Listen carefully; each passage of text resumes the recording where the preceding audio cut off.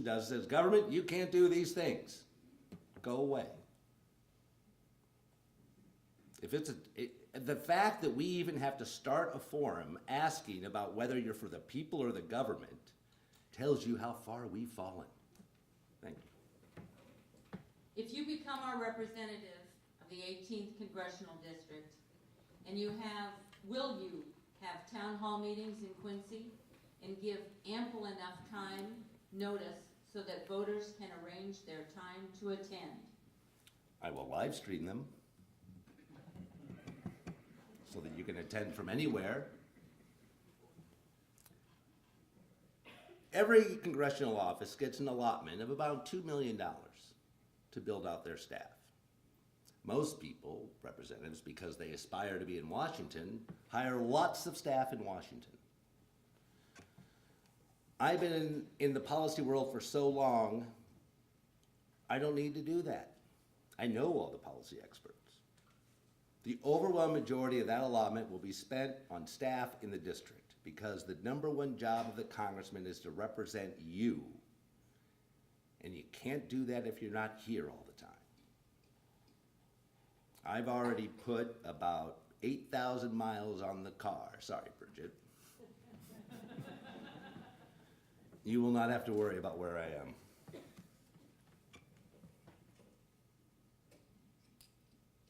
Where do you stand on abortion? I'm pro-life. Pro-life. Agriculture is very important in the 18th Congressional District. The American taxpayer for the last several years has paid an ethanol subsidy and more recently has started paying a portion of a farmer's crop insurance. In your view, what is the proper role of government in supporting farmers? Getting out of the way of regulation. I make no, look, I have in my life, in the last several years especially, written over 2 million words on policy. You know exactly what I think, and I'm not going to hide from it. Ethanol subsidy should be phased out. Absolutely. Federal support should be phased out. Absolutely. You don't end it tomorrow because we built up a system designed around it, but you phase it out. Because if you subsidize something, you will eventually have to nationalize it. It is an ironclad law of economics. And if you subsidize something, you'll end up having to do a bailout. I believe, my mother's family were farmers for over 100 years. We still farm. The American farmer can compete without subsidies. And this idea from politicians that you need to have these little things in order to get ahead in the world is an entirely wrong understanding of the American people. Would you advocate for requiring a picture ID for everyone when voting in an election? Absolutely. I have to use an ID to get into any federal building. The sanctity of the voting booth should not be compromised in any way. Of course you have to show, I have to show an ID to cash a check. Of course to vote. Where do you stand on CIR, the immigration reform? What would you do with the millions of undocumented aliens currently in the U.S.? I would call the millions of undocumented foreign nationals first. Let's be honest about what we're talking about. You close the border first. You can do this in a weekend if you have the will to do it.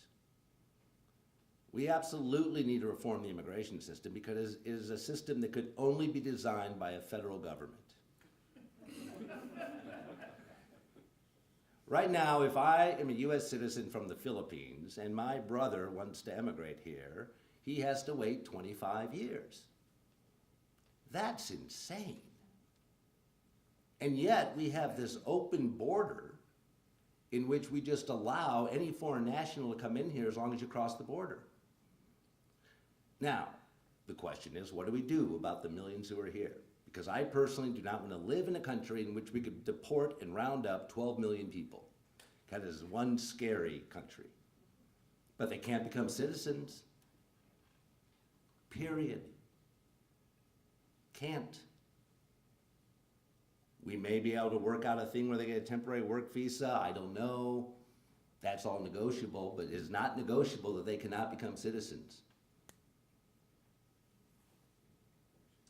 Would you vote to repeal the Affordable Care Act?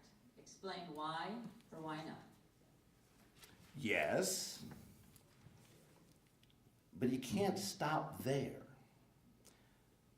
In the last few years, we've had this great political theater in Washington where they come up with a bill and they say we're going to repeal Obamacare, and everybody votes for it, and then they go and fund it. And then they go and pass and allow the regulations to go forward, to let the bill go forward. In a few weeks, the Supreme Court is likely to throw out as unconstitutional a large portion of this bill. And right now, Washington political class, even Republicans, are saying we have to find a way to fix it in case they do. You can't fix something that's unconstitutional. Now, whatever problems we've had with Obamacare right now are about to get much, much worse. In 2018, all employer-provided health care will be subject to a 40% tax. That's just 3 years away. The unrest you see right now of like possible strikes at West Coast ports and other union activity, that is happening because those contracts are covering 2018. And the unions and employers are in a debate about who's going to pick up that 40%. What will happen for all of us is that employers will drop coverage. The whole goal, the feature, not the bug, of Obamacare is to move us all into a Medicaid-type program. So you don't just repeal it. I was today at a hospital in Carthage who was doing really innovative stuff. And they're at risk always of closing because of the policies from the federal government. You've got to stop the centralization and federalization of healthcare. You've got to empower the consumer. And you've got to restore the relationship between the patient and the healthcare provider. You've got to build the healthcare system around that relationship, not who's paying for the relationship. And that's where our debate is lost right now. Would you support legislation that requires Congress and the entire federal government to abide by all laws passed by Congress and signed into law? Absolutely. You know, it's interesting right now. There are a group of congressmen and senators of both parties. So I don't just beat up on Republicans, people claim, who are trying to argue that Congress is a small business so that they're exempt from the Obamacare mandate. Just let that sink in. That's the mindset you have there. And that's what we're always asked to rubber stamp. So absolutely, they should. And they should face it all the way through. Why do they still have a pension? It's a very fundamental question. I will not serve more than 8 years because if I serve more than that, I qualify for a congressional pension. And that's the most ridiculous phrase I've ever heard. So not just abide by the rules, but live the lives like we live the lives. Next. Okay. Do you agree Trying to with, be good. Do you agree with President Obama's U.S. policy in dealing with ISIS? Explain. What is that policy?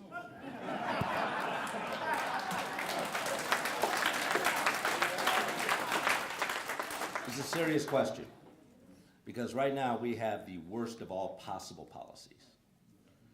Right now, what we do is we occasionally bomb them from time to time so that they get the propaganda victory of saying they're at war with the great Satan, the United States. But we don't bomb them enough to do any damage. In Egypt, about 2 months ago, the #1 pop song was a rap about how Obama supports ISIS. Now, I don't believe that's true. Maybe. But the point is, that's actually a plausible position in lots of the world. There are a lot of people I've talked to in intelligence who think that part of our going soft on ISIS is to build them up as a counterweight to Iran. I hope that's not true, because that is one of the most cynical and disgusting things I've heard. There are Christians being beheaded, probably as we speak. This is not just an academic point.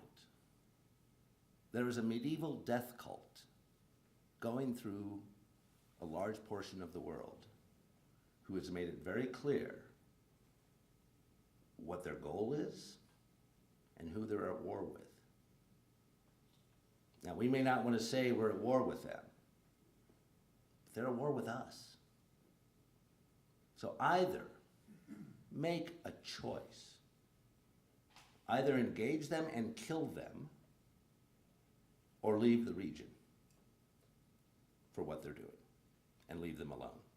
Do not do this fake, I'm gonna bomb 10 times in a month and say, oh look, we're going after ISIS.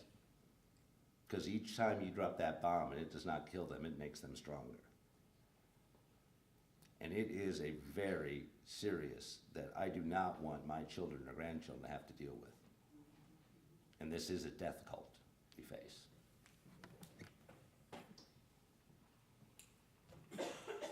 Will you support increasing the debt ceiling next time it comes up for a vote? No. No. I have nothing more to say. No. Is it more important to bring home the bacon or secure liberty for our district, state, and country? Please read that question one more time. Is it more important to bring home the bacon or secure liberty for our district, state, and country? You ever come across a question that answers itself? Who writes these questions? They all came from the audience, Okay. and every candidate had the chance to pick them.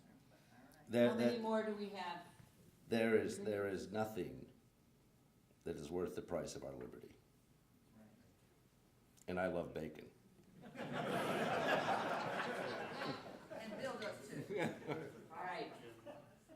Hang on, Michael, because you're very succinct and very...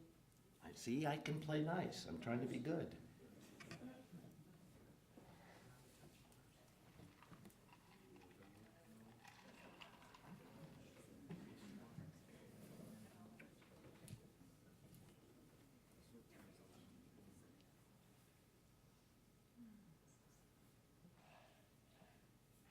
Oh, this is a good one. Would you support and vote for a conservative House member running against John Boehner for Speaker of the House? I would.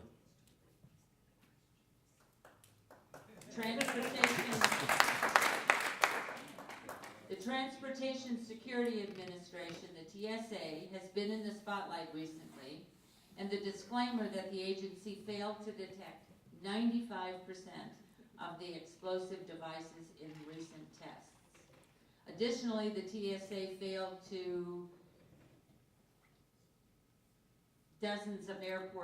screen dozens of airport workers with ties to terrorism, and thousands of TSA uniformed